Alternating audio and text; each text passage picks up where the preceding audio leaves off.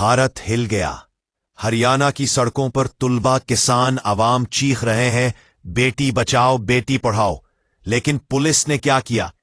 मनीषा के घर वालों को थाने से धक्के दिए, कहा तुम्हारी बेटी भाग गई होगी। जब लाश मिली तब भी नर्सिंग कॉलेज ने सीसीटीवी देने से इनकार किया। यह है मोदी का नया भारत, जहां बेटियां खौफ में जीती है।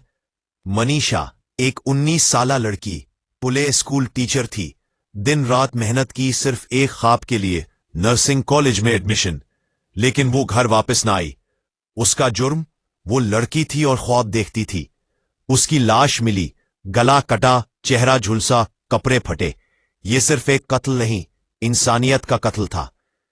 अल जजीरा की 2022 रिपोर्ट कहती है, भारत में हर रोज 90 से ज्यादा रेप केसेस रिपोर्ट होते हैं।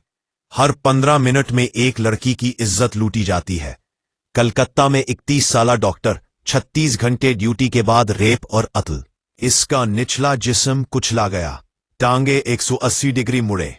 पुलिस ने कहा खुदकुशी, लेकिन अवाम ने इंसाफ मांगा। मनीषा का दर्द हर माँ बाप का दर्द है। पाकिस्तान में भी बच्चों के साथ ज्यादती के केसेस बढ़ रहे हैं। मुजफ्फरगढ़ की फिल्में, साइबर क्राइम की कार्रवाई, ये काफी नहीं। हमें अपनी बेटियों को बचाना है।